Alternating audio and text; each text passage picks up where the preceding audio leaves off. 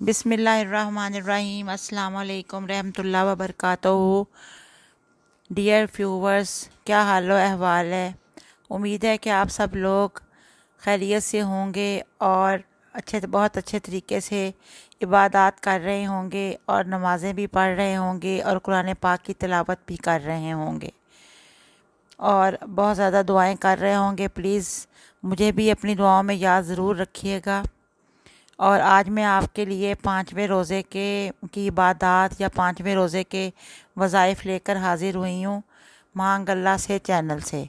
और मैं आपसे ये कहती हूँ कि प्लीज़ आप मेरे चैनल को सब्सक्राइब कर दें और बेल आइकॉन का बटन भी प्रेस कर दीजिए ताकि मेरी आइंदा आने वाली नोटिफिकेशंस आपको मिलती रहें। और मेरी वीडियोस अगर आपको अच्छी लगती हैं तो उनको लाइक ज़रूर कर दिया करें और साथ में जो है कमेंट्स में मुझे बताया ज़रूर करें कि आपको मेरे वज़ाइफ या कैसे लग रहे हैं और मेरी वीडियोस आपको कैसी लग रही हैं। तो सबसे पहले तो मैं आपको ये कहूँगी कि आप नमाज फ़जर अदा करने के बाद अल्लाह ताला के 99 नाम जो हैं यानी कि अस्माउल हुस्ना जो हैं अल्लाह ताला के 99 नाम, उनको आपने उनकी 3 तस्बीहात पढ़नी है। यानी कि बिस्मिल्लाहिर्रहमानिर्रहीम पढ़ने के बाद आपने हुवल्लाहु ज़ी ला इलाहा इल्ला हुवा अर्रहमानु अर्रहीमों से शुरू करना है। और आपने इसको इन नामों की 3 तस्बीहात जो हैं अल्लाह ताला के 99 नामों की, एक तस्बीह फिर दूसरी फिर तीसरी 3 तस्बीहात आपने नमाज फ़जर के बाद पढ़ लेनी है। क्योंकि अल्लाह ताला का इरशाद है कि मेरे अल्लाह ताला के अच्छे अच्छे नाम हैं, सो तुम उसको उसी के उन्हीं नामों से पुकारो। तो हज़रत नबी करीम सल्लल्लाहु अलैहि वसल्लम ने फरमाया है कि अल्लाह ताला के 99 नाम हैं, तो अगर जो भी इनको याद कर लेगा वो जन्नत में जाएगा। तो इनको हमें याद भी ज़रूर कर लेना चाहिए। और आपने इनकी 3 तस्बीहात जो हैं वो नमाज फ़जर के बाद पढ़नी है। तो आपने नमाज ज़ोहर के बाद दुआए करब पढ़नी है। यानी कि इस दुआ का नाम दुआए करब भी है। अल्लाहु अल्लाह रब्बी ला उशरिको बिही शैया। ये इसको आपने 17 बार पढ़ लेना है इस दुआ को। इसका मतलब है अल्लाह ही मेरा रब है और मैं इसके साथ किसी को भी शरीक नहीं ठहराती। और नमाज असर के बाद आपने सूरत मुल्क को 2 मरतबा पढ़ना है। सूरह मुल्क के बारे में आपको पता है कि ये पारा नंबर 29 में है और इसकी 30 आयात हैं और इसके 2 रुकू हैं। और ये भी कुरान पाक की बहुत मशहूर सूरत है जिसको तकरीबन बहुत से मुसलमान मगरिब या इशा की नमाज के बाद लाजमन पढ़ते हैं और अपना फ़र्ज़ समझते हैं कि इस सूरत को वो पढ़ लें।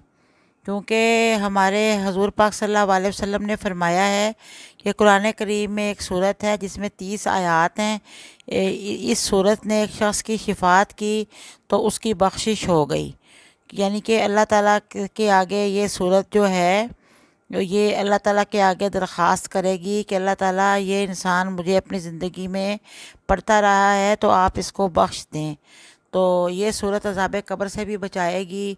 जो मुसलमान भी इसको मगरिब की नमाज के बाद या इशा की नमाज के बाद सोने से कबल पढ़ेगा तो आपने रोज़ों में इसको आज 5वें रोज़े में सूरत मुल्क को 2 मरतबा पढ़ लेना है असर की नमाज के बाद। और अब टाइम हो गया है मगरिब की नमाज का, तो आपने मगरिब की नमाज के बाद दुआए माग़फ़िरत व इस्तग़फ़ार 200 बार पढ़नी है। अस्तग़फ़िरुल्लाह ज़ी ला इलाहा इल्ला हुवल हय्युल क़य्यूम व अतूबु अलैह। मैं अल्लाह से गुनाहों की माफ़ी मांगती हूँ जिसके सिवा कोई माबूद नहीं, वही ज़िंदा रहने वाला कायनात को थामने वाला है और मैं उसी की तरफ रजू करती हूँ। अगर आप ये पढ़ लें तो बेहतर है, वरना आप अस्तग़फ़िरुल्लाज़ी रब्बी मिन कुल्ले ज़म्बिन व अतूबु अलैह भी पढ़ सकते हैं। 200 बार पढ़ लें। ये जिसने ये पढ़ना हो वो ये इस्तग़फ़ार भी पढ़ सकता है।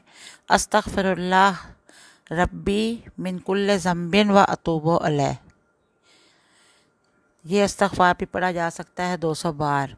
मगरिब की नमाज के बाद और इशा की नमाज के बाद आपने सलातुल तस्बीह 4 रकात नमाज नफल, यानी कि जो सलातुल तस्बीह है उसमें 4 रकतें हैं, वो आपने सलातुल तस्बीह 1 बार पढ़ लीजिएगा।